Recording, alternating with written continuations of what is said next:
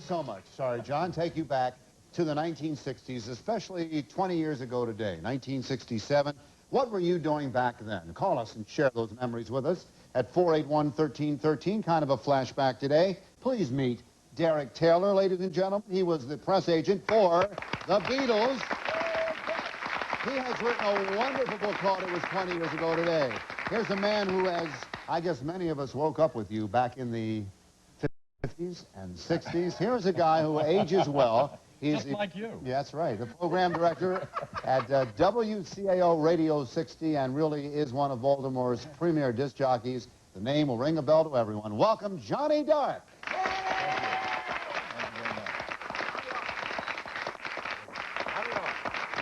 The gentleman you're looking at now is an actor. He's also a hairstylist at Patrick's in Mount Washington. He has played Jesus Christ Superstar. He's now in Stage Fright. He says you took your life in your hands when you became hip in the 60s. Ladies and gentlemen, hippie Rick Hammontree. Here's a woman who still considers herself kind of a hippie. She says she still wants to spread the light. The ultimate flower child, Pam Tyrell. Folks, welcome to the show. Continuing our look at the 60s, here's a guy that's gone from being a hippie beatnik to picking lotto numbers. You recognize this guy. He used to paint buildings, still paints cars and vans. Welcome, Dr. Robert Hieronimus.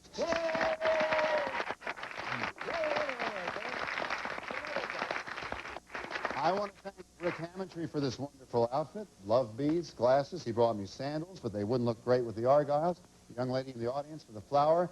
Derek Taylor, the book is terrific. And as you look back 20 years ago today, what period do you think really stands out? What is better, the 67, 1967, 1987, 1986? What do you think? We have to live it now. We have no choice. We may not have a future, and we can't relive the past.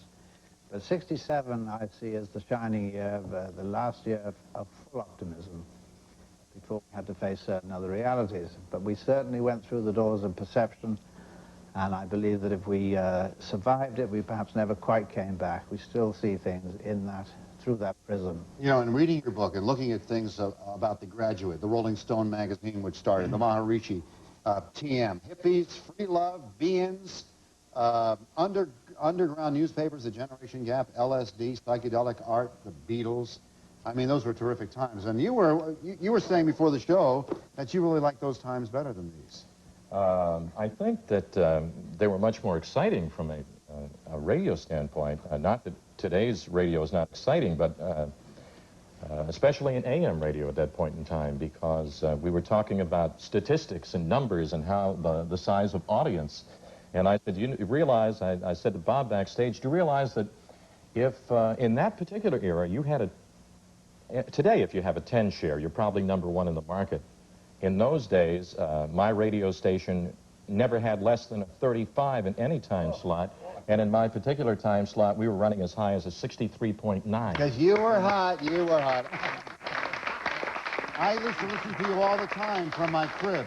I really did. I used to... Now, let's get into this hippie stuff. We've got some videotape, exclusive only to people who are talking. You know, Hieronimus, you may not remember, he used to have hair down to his tuchus back there. Yeah. And this was the guy Even up here I had hair. I mean, he had hair everywhere. Take a look at some of this videotape of, what is this, you painting a building back in what year? This was 1970. This is a special done by Maryland Public Television on my life. Well, tell us about this. This is a mural, as we say in Baltimore, a mural.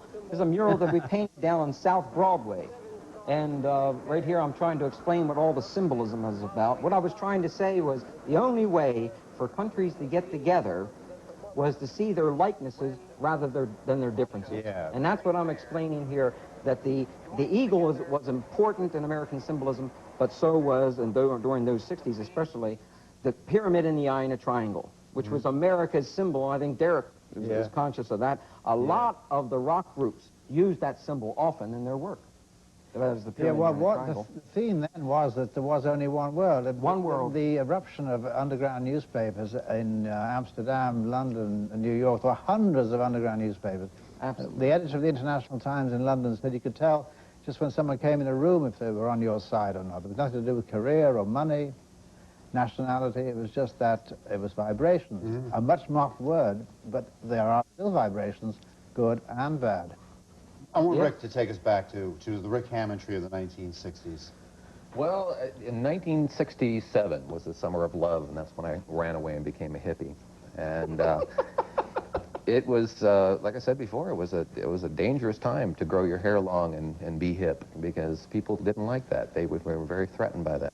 I got chased a number of times going to the local love-in. You know, I grew up in Phoenix, Arizona, and on the West Coast. A local love-in back in 1967, describe it. Well, a local love-in, which we had just about every Sunday, was just a whole bunch of freaks, which is what we called ourselves. And we'd hang out at the park, and a band would come and play just for nothing. Sure, you know, I mean, that was, there was none of that going on. Smoke dope, drink beer. Yeah, and then you waited for the weekend warriors to come down, the teeny boppers who always had money, you know, and I would paint psychedelic flowers on them for change, and basically you just hang out and groove together. Was there sex at those love-ins? No. It was very innocent. I think that we looked outrageous, but I think that in our hearts it was very innocent. Pam just took on a glow. I said, was there sex at the love-ins? And you got this big smile on your face. Was there any connection, or did you just want to speak? I think that what happened during the love-ins was more of a sharing of positive energy. And some people might have taken it into a sexual connotation, but that wasn't the meaning necessarily for everybody. It was just kind of a unity type of thing. Peace. You know? Yeah, it was an altruistic type of love. Exactly. It was a feeling that everyone, being a human being and having a soul, was equal to everyone else. That's right. It was just hanging out and grooving, as you say. And that, the theme of the first be-in San Francisco was to bring the radicals, the anti-war people, the hippies, people who didn't know what was going on but would like to find out, into a field and just groove. And it was difficult to say what, but it was just good. And as long as you kept the mood up and didn't get drunk or none of those things, everything was perfectly peaceful. Caller, welcome to our 60s revival. You're on the air. Okay. My name is Veda Jones Hooper, Laveda Jones Hooper. Yep. And I was a member of the 60 group. I remember the Royal Theater program. Oh. I remember the Civic Center. I remember getting kissed by Eddie Kendricks out at Painter's Mill after it became, after the tent. I remember the City Poly games. I was a cheerleader for City. Good going. This is great. And wearing the black and white shoes. And the big record, Greetings, This is Uncle Sam, that they wrote, calling all the guys in from to go to Vietnam. You know, you speak of these times with such warmth and nostalgia. I like to record oldie records, and I love it.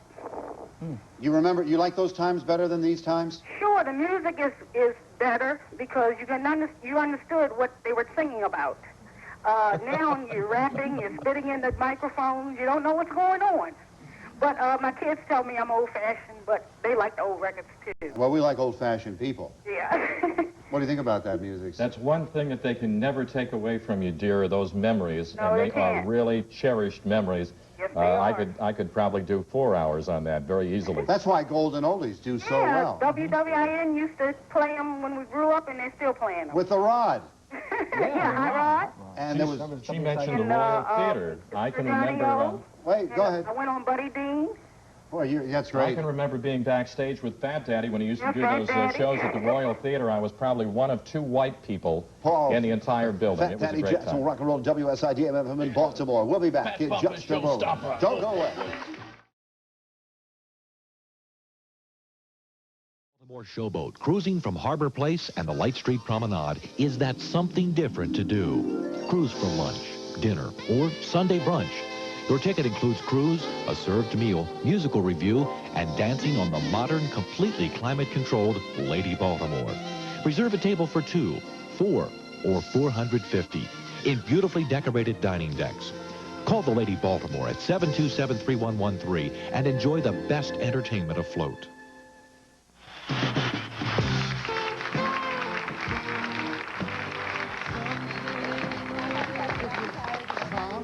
Tom is not... Is this from the 60s, what you're wearing here? No, this is more from the 80s, although it could be a throwback. You don't have a button... Yeah, you do have a button in the back of your collar. You've had this shirt that long? Nope.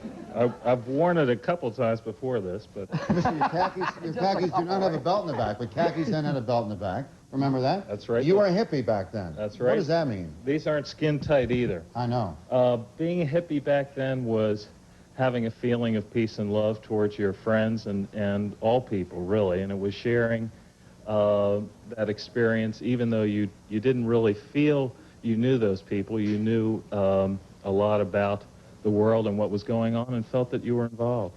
Why do you think there was so much negative feeling toward flower children, Rick, and any of you?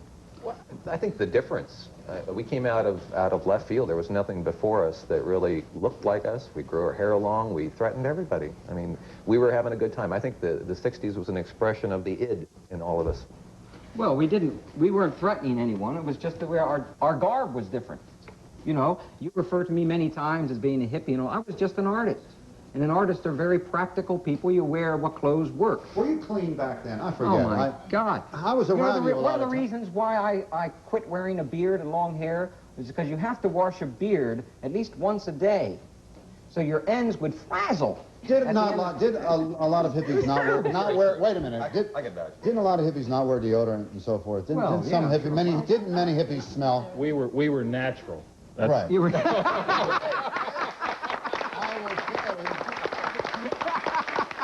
Thanks to Right Guard, it is a pleasure to be standing next to you today. That's right. Now, I wondered about that. Go ahead, Johnny. You know what made me, we were talking about the Beatles coming to these shores in 1964, and when people saw them for the very first time, they said, oh, my Lord, look at these odd-looking people. They had no idea, if they could have looked into the future, to have seen what was going to happen just a few years later. I mean, it got to the point where you looked back on the Beatles and said, hey, that wasn't much at all compared to what happened a few years later, right? In case you forgot exactly what the Beatles looked like, take a look at this picture from July 1966. This takes you back to RFK Stadium in Washington. On the right-hand side of this picture is a very skinny person. You know who that is, Johnny Dark? That's me. Hey! And next to me is a guy named Jack Alex, and then in the center of the picture there is R.C. Allen, who works at WCAO now, and on the left is, let's see, that's Paul McCartney, and then John Lennon, Ringo Starr, and George Harrison. And do you remember those days back in those concerts and what they were like, Derek? I'd taken a temporary leave of absence then, and temporary leave of my senses in that from but as you can see how well I am now. Why did you need to take a leave of your senses at We that had time? to experiment. We had to find out if there was something beyond this mundane way of looking at things. We had to start to look beyond the everyday. We had to learn, instead of looking at the ground as we walked, to look up. And this adventure was offered to us by Dr. Leary and Ken Kesey and others, of going through what Aldous Huxley called the doors of perception. That meant we had to risk taking what the press called the heaven and hell drug, LSD. Right. Having taken it in the best of circumstances and in the best of company, we were almost all right, and we never quite saw things the same way again. Were the Beatles ever into drugs, Derek? I don't like the word drugs. They smoked pot, and they took LSD to find out, and then they moved straight along to the Maharishi and meditation. This is a good point that you make in your book as to the type of drugs that were used during that time Well, we do period. examine drugs in the book. We have Yeah. to confront it because there's a lot of bad stuff around today. Well, let's focus on drugs in the 60s then. Go ahead, because there's plenty of garbage around today killing people. Well, what you had to say about There's plenty of alcohol cocaine around killing and people. heroin were just zilch during that time period. I never saw any of that, nor heard of it, but there's a None. lot of pot smoking. Oh, yes, And yes. as So far that as was- I know, there has never been a death from cannabis. Alcohol, I should point out, kills a minimum of 100,000 Americans every year. That's 2 million since '67. But having said that, I'll leave that subject alone. Yes, well, I think Because we're talking '67, there's a lot of pot, there's a lot of acid, and there were some casualties. And the other good aspect of it that you explained, this is the best book on this material 20 years ago today that I've read so far. What makes it the best book in your opinion? Because the others, this man that we have right here didn't spend a couple of hours with the Beatles. He didn't spend a couple of weeks. Or write an unauthorized biography of someone. Years. It was his life. What a big difference. I mean, the people that I affiliated with Elektra Records, with Hendrix and Joplin and The Doors and all the other people, you know, the most I was ever with those people were 7 or 8 times. Not the quantity of times, so your depth of perception was important. And the other aspect was, It's hard for me to take all this praise, but I thank you anyway. You deserve Well, it. I had no idea you were going to be here today. Bob, I'll let you finish in a minute, but we have a person on the phone that's dying to speak. Caller, you're on the air. Hello? Hello. Yes. My name is Sylvie Sharper from Randallstown. Yes, Sylvia. I was a hippie. I used to live in Greenwich Village. Oh. Okay. That's right. The hippies really lived there. How old are you now? I'm 38. I'll be 39 in December. 39. So 20 years ago today, you were like a teenager? Yes. And you were living up in the village? Yes, and I used to go to Purple Onion, the cafe bar. Describe life up there at that time, your life in Greenwich Village. I used to wear bleached jeans, hip huggers, wear the beans around my neck like you have around your neck, Yes, of course. take LSD, smoke pot. And What- I'm from what kind- what did you a town on get- Eastern Shore, and I never knew anything about pot. I never saw it the whole time I was in school. When I graduated and left and went to New York, it became a unique experience, Became a what? a very unique experience. I'll bet. What did LSD do for you? Well, one thing it didn't do, I'm surprised I didn't lose my mind. Well, you know, you can laugh about it, but you're lucky you didn't, because a lot of kids did. I want to say something positive about the people of the 60s. I believe that they know more about love for their fellow man than a lot of people do today. Yeah, the crime rates were lower. People weren't killing themselves like they're killing themselves now. That's right. There weren't so many handguns. Your Pam is nodding. What do you think? Well, I think that we made a motion in the 60s, and there was a lot of violence around the change of attitude, you know, all the riots. Well, I was in Brooklyn and in New York, and there was a lot of race riots at the time in order to create a change of larger scope of love and joining people together. But I think that the seeds we planted then there is more love now, in a sense, and there's also more of the negativity happening at the same time. Okay, when we come back, we're going to meet Steve Boone, member of the Lovin' Spoonful, who wrote the song Summer in the City and other great hits. Next, live here on People Are Talking. All right, here we go. Record breaker again. Today's count is 9 from the top. The amount in this jackpot, listen to this, $4,039. Can you believe that? 9 top, 4039. Here we go. 1, 2, 3, 4, 5, 6, 7, 8, and 9. And the last 4 digits on my first call, 7254. 7254. 9 top, $4,039. You must know the count and the amount. And you only get 10 seconds to guess when I finally get through to you. There's the first ring, and now we're on our second ring. I want to tell you about a show coming up. Yes, good morning. Are your last 4 digits 7254? This is Richard Sher at Channel 13's People Are Talking. Do you know the count and the amount in the jackpot? We just gave it on the air. It's a lot of money. You're sorry. The count was 9 from the top. The amount, $4,039. Good grief is a good expression. Thanks a lot. $4,052 on the next call, 4052. On Tuesday, July 7th, this is coming up in a couple of weeks, a week from next Tuesday, we're going to be talking with teen mothers. These are young women who decided with the young man in their lives that they wanted to get pregnant, that they wanted, in fact, to have a child. This was not forced upon them. And we're going to be talking with teen mothers who chose to be teen mothers on their own. These are not young teenagers who accidentally became pregnant. They wanted to get pregnant, they had children, and we're going to be talking with some young people like that. If you are a teen mother, or perhaps your daughter is, we'd like to hear about what it is like to raise a child as a teen, a child you did in fact want. 481-13, 481-3000 is the number to call for free seats. Call right now.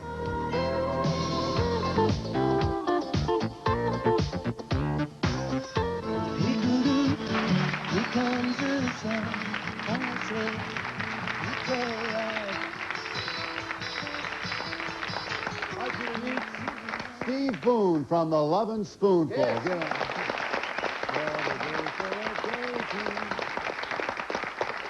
My gosh, it's so nice to have you with us today. Pleasure, Richard. You're from this area. I've lived in Baltimore since 1973, yeah. And some of the hits that you wrote include? Summer in the City, You Didn't Have to Be So Nice, Butchie's Tune, Full Measure.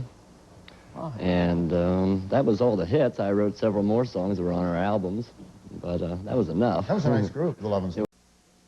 This is the land of little horses in Gettysburg, It's the home of the largest herd of Falabella miniature horses in North America. The whole family will enjoy a visit. No one can resist the charm of these adorable little horses. And there's plenty to see and do. Rides for the children. And several entertaining arena shows every day. So grab the kids and the camera and head for the land of little horses, just 5 miles west of Gettysburg off Route 30. When disaster strikes, what kids need is a great big hug and a squeeze of Mediquick antibiotic ointment. Mediquick has 3 antibiotics. Mediquick, for quick protection against infection. Years ago, mothers who cared gave their children the one laxative specially made gentle for children, Fletcher's Castoria. And today, mothers who care still prefer natural, good-tasting Fletcher's Castoria. Look at the kayak pools. Right now, you can own a beautiful 24-foot pool with a patio deck for only $59 a month. $59 a month? Sold! Kayak Summer Explosion. Wow! Call 1-800-THE-POOL. Look at our beautiful 24x12 oval pool with a carpeted patio deck, fencing and filter for only $89 a month. $89 a month? Sold! But my heart is set on an in-ground. Okay, you can get a 24x12 in-ground pool fully installed for only $59.95. $59.95 installed? Sold! Call 1-800-THE-POOL. It's an explosion of values at Kayak this summer. Wow! Right now, Kayak award-winning pools are on sale. And if you act now, we'll give you 7.9 interest rate. Kayak's newest exclusive feature, the Kayak Spectrum, a constantly changing multicolored fiber optic lighting system. These underwater lights will create that perfect nighttime atmosphere. Call now. You know the number. 1-800-THE-POOL.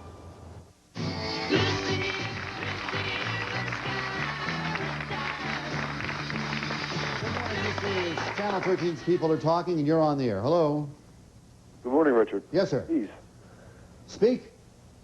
A couple memories from Baltimore. Go ahead. The monument. Bob should remember the Bluesette. The Bluesette. What a place. What is the Bluesette? The Bluesette was at the Charles and 25th, approximately in that area. And it was a folk club. As a matter of fact, when I left New York with Elektra Records, I came down to see the Bluesette to teach a few rock groups there because they were all interested in reincarnation and Atlantis and meditation and all that.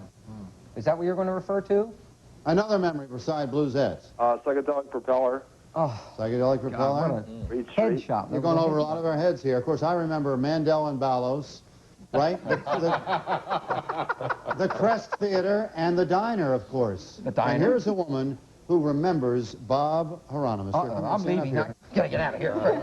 The mother of his first 3 children. Your name is? Devastating my reputation. No, your name is? My name, Bob, was Madeline Petrovich. It's now Madeline Triunfo. Oh, of course. But no, I don't. At Towson. I don't know which one I like better. Triunfo? Provovich, was it? Petrovich. Or Triunfo? Now it's Triunfo. And you went to school with Bob? I went to school at Towson with Towson Bob. State And College? about when he was 19, I remember Bob becoming a real leader.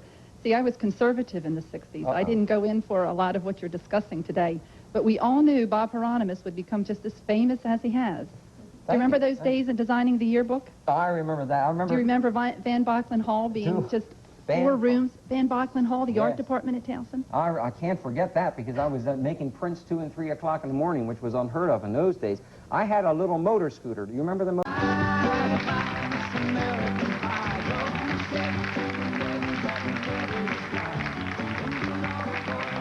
Well, we'd like to introduce now Barbara Barry, and I guess, I don't know, I mean, take a look at Barbara. Stand up for just a moment. Look at what Barbara's wearing.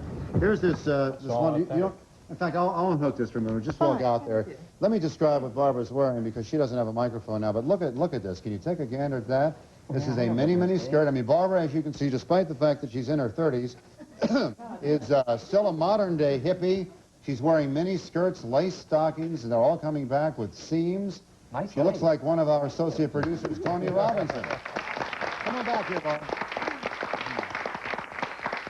You've been given the ultimate compliment. Bob Hieronimus said, nice legs. Thank you very much. Well, I'm a leg man myself. Now, describe for us basically what the clothes were like back then in the 60s and what's happened to the clothes now. Well, when you look back and you consider what we were looking at, it was kind of frightening. because there was nothing stable about it. You saw what I'm wearing, and believe it or not, this is authentic. The hat, the shoes were all in my closet. You are for real, you're telling me? Oh, I am for real. All right. Definitely for real, and frightening as it seems. But it gave everyone, it gave everyone a kind of release, because as you see, I can wear a mini skirt because God blessed me with good-looking legs, and I'm proud of them, even at my 30 years. Yeah. And we also have the extremes. You go all the way down to the long dresses. A woman could feel comfortable in anything. She could wear anything and look any way she wanted. Let's take a look at our first outfit. Let's kind of relive what we were wearing back then in those days as we look at outfit number one, and just describe it for us a little bit. This is Pat, and she's wearing a very nice mini dress that could be used either for afternoon wear or for evening. And as you can see, again, the idea of the flower child has come out. Now, Pam has painted her face. Yes, with one of her very specialties. Was body painting a big deal then? It was. It was something that was a celebration of humankind and joining together. It's a really nice way to connect. Rick, were you painted back then? I was painted and I was painting. I did a lot of that at the Love-Ins. I took my felt tip markers and made change every. Oh, yeah, I never had the pleasure to be painted. Well, we'll do you up. We'll do you later. I mean that. And as you know, Richard, every woman needs a basic black in her wardrobe, and we have Michelle showing the basic black of the 60s. But like the freedom of the time... She's fruging. Michelle is fruging. Is that the frug or not? Tell me. I think J.D.? that's Michelle's own thing. to me. Yeah, that's frug. Boy, and I've She has stopped the fruging body till to today. do it. Huh? You do have the body for a frug. It's going to bring it back for sure. Hey, nice frug there. Every woman took any type of accessories they needed and did anything they wanted with them, as you can see with that striking orange sash and the unusually placed jewelry. Why do you think it's coming back? The mini's back for a long time to stay, I read. Yes, I believe it is, and I think it's because women today can carry off something as attractive as that. But again, you have the privilege of going any style. Now here we go with our flower children again, and we have Bridget showing off that beautiful, flowing, wonderful idea that spring is here and we're just bursting out with color and personality. My wife, my Annabelle, still has this dress. It's down in the cedar closet waiting to be reborn. I think bring it back out. Would you believe, Richard, that is my dress? I like those platform shoes, though, too. Yes, and they're I could use also... them. I'm about being about 4'3" myself. Look at those shoes. Yeah, I could Are they from that era? Oh, yes, yes, definitely. They're out of my closet and gives you that sort of elevated look. And believe it or not, the tall woman accentuated her height with the platforms and the very chunky heel. It gave them sort of that statuesque look. I don't remember the backs being open like that. I mean, that's kind of... Oh, I do. Oh, yes, definitely. Yeah, Johnny used to be a real slow dancer. And as you can see, we also had Pam do just a little bit of her artwork on the shoulder. Giving that bare back and haltered look gives her a look of sensuality. Thanks, Pam. Back then, I think there was more courting. You know, you courted women, you know, your girlfriends. You didn't just do, I mean, kids are so free these days. Well, that's how it is. If you set them free, they'll be free. You can't set them free and then put cages on them. Well, you would be surprised. We have here, with Sherry, the type of dress that you would see at a wedding or an afternoon fair. And she looks absolutely gorgeous in that little perky outfit. You'll notice the hat. Yeah, Hats girl. were very big back in the 60s, and thank God they're coming back again. We also never went anywhere without our gloves.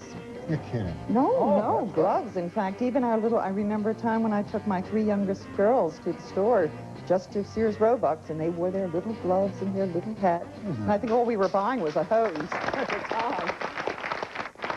Thank you, Sarah. You've heard the expression, body beautiful. I think you'll agree with me, Richard, that our dear Carol Hieronimus is the one who's ruling here. is definitely synonymous with the term. You know what? She looks exactly like Kay Mac Sarvin, a young person that married one of my best friends. She used to wear this outfit. Oh, yes. And this stuff used to be a real turn on. You know that, Is this JD? called low-rise jeans? Definitely. Low-rise jeans. They right? certainly were. This was when the word jeans overtook what I lovingly called dungarees. I used to love that term. Low rise and And flare. as you can see, she's flared. got that Goldie look with the extensive body painting on. Yeah, let's And check I that believe out. that, yes, you would have gladly volunteered to do the body painting for us this morning. Do you think clothes like this will come back? I mean, the midriff? Well, and- we're beginning to see a lot of it on the beach. We were down Ocean City about 2 weeks ago, and there's quite a bit of flesh showing, both in the shorts, outfits, and the bathing suits. And some of the girls are trying to go to the extremes this weekend. I like that outfit. The only thing is you must have the perfect figure. Some of us just can't make it in that type of outfit. Well, and they should. You're saying that some of those, Oh, some of the yes. women that are hanging out should not be wearing those. Should definitely not be hanging out. Okay. Pam, you did a nice job, by the way, of painting everybody. All right, we talked, I noticed earlier, about the natural people, and I think you'll see here two of our natural people. When did women stop wearing bras? This is not pointed to you. When did that happen? 1967. Right. 1967. Bra burnings and draft card burnings were synonymous. Why They did women happened burn all their at the same bras? time. Why did women stop wearing bras? To show how liberal they are. I mean, why should we be tied up in, you know? Well, I think it's symbolism, too. I mean, it symbolized being restrained by society, and it was a freedom. We didn't go wear our jockey Yes, they did. Yeah, we did. I didn't wear underwear then. Ginsberg makes in the book. I didn't wear underwear Ginsberg then. makes the point in the book that genitals were free at last. Had broken free, you could wear loose clothes, and you could just walk around as you were. Wait a minute. You did not wear underwear in those days? No. Are you wearing underpants today? Well, yes, I am. Good. Now describe this It is outfit, the if you will. 80s. All right, what our Angela's wearing is basically the tie-dye look, and this is been offered to us by the Mandelas, who are doing extensive work with tie-dyeing. And again, the denim was coming in very, very big. This is sort of the look you would have seen in the Commune, and it brings back ideas of the folk singers and guitars and the band whatever type slogans that we had in those days. And of course, our Kevin is wearing that traditional khaki, which was very, very common for the man in that day. And of course, we have our peace sign. Thank you very much. I'll tell you what we're going to do now. We're going to open up our phone lines again at 481-1313. The question of the day is what we want you to do, and we're going to take as many calls as possible during the next segment. Give us the one flashback from the 60s that you remember most fondly. I mean, the one thing from the 60s that really turned you on and made you feel great about growing up in those days. We'll be back to take your calls on our 60s flashback at 481-1313 after this.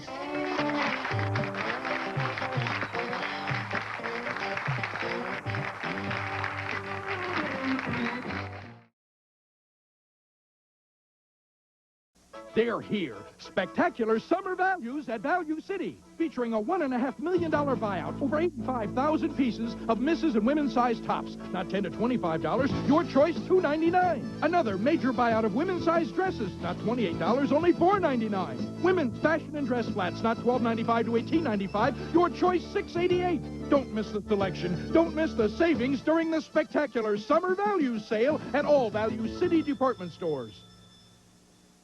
Bedding Mart celebrates the grand opening of our 14th store in Tamarack, Florida, with this Sealy queen size set at Bedding Mart's low grand opening discount price of just $299.88, and that price includes this queen size frame, queen size mattress pad, 2 Flucrest queen size sheets and matching pillowcases, 2 Dubat Daquan queen size pillows, and your choice of a queen size blanket or designer comforter in solid or floral. You save over $150, and you get a Bedding Barn magnetic organizer free with any purchase during our grand opening celebration. Buy it at a Bedding Barn near you. In Maryland, Baltimore, National Bank, Baltimore, York Road, Cockeysville, Ordnance Road, Glen Burnie, and U.S. Route 29 and Route 198, Burtonsville. Same-day delivery available. Just $5. The stereos, the VCR, or the television, just $5? That's right. You can have any of these brand-name items in your home today for just $5. At Choice TV Rental, you don't need a deposit. We don't get involved in your credit. And you can rent to own with free service. Just $5, right? Just $5? Remember, you now have your choice. East Baltimore, call 563-4800. West Baltimore, 728-4800. Call now. Choice TV Rental. In the suburban Baltimore area, there aren't many jobs that provide the employment opportunities, salary potential, and satisfaction that a health career does. And in the suburban Baltimore area, the specialists in health career training are the medic schools, offering career training for medical assistants, dental assistants, and medical secretaries, careers you can build your future on. So call the medic schools today in Glen Burnie 766-2000 or the Townsend campus 337-5155 for health career training that really works.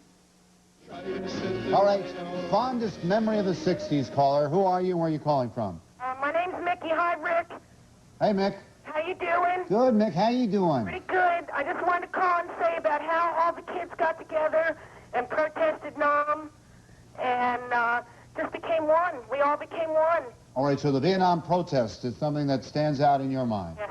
All right, Mickey, thank you. Caller, you're on the air. Hello? Hello? Yes, sir. Yes, sir.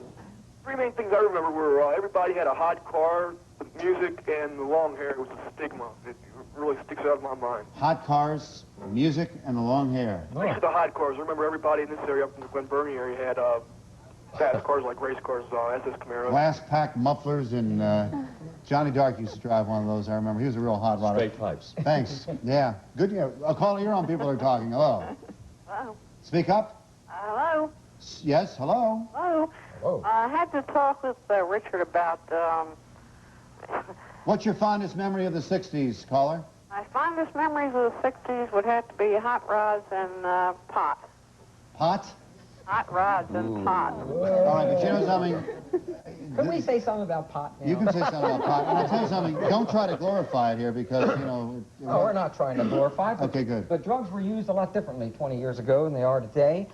Drugs were used to heighten certain inner experiences and to emphasize them. When individuals got together and they took LSD, it wasn't like they went out and partied.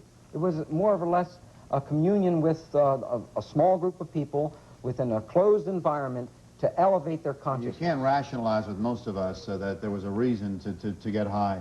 If you weren't having a good time on... Well, you're talking about a time when LSD was legal, too, Richard. It was before there was any real hard evidence that was doing anything damaging to people. Right. So when you got together and you tripped with friends, that's exactly what it was. It was a communion, like Bob was saying. LSD was It not made illegal till October '66. It's been used by the CIA for 20, 30 years to mess people's minds up and distort them. It had been used by Indians in other forms, in chemical and in herb forms for thousands of years. This thing has to be discussed, and the book, I say this not to plug the book has to deal honestly with the exploration drugs and the drugs of escape of today, which are deadly. Absolutely, absolutely. Is that true? There's such a difference in the entire atmosphere. I'll tell you how square I was, and I'll openly admit it right here on your show. I was backstage with Joplin one night when I almost had to help her on stage, and I'm saying, what in the world is wrong with this woman? That's a little I thought she was drunk. And she was stoned. Absolutely stoned. But, and maybe Derek has seen this happen, I got her up to the side of the stage. She went on stage, staggered almost to the microphone, but boy, when the band hit, she went right through the show, and I said to myself, I guess she was all right. You know what we'll have to do? We will all have to come back here 20 years from today and take a look at the fabulous 80s. Johnny Dark will still be on WCAO. Derek will still be writing books. Rick will still be cutting hair. And Pam will be painting bodies. And I'll still be wearing the same outfit. And Hieronimus will still be picking lottery numbers. Tomorrow morning on the show at 9 o'clock, we're going to have a People Are Talking encore presentation.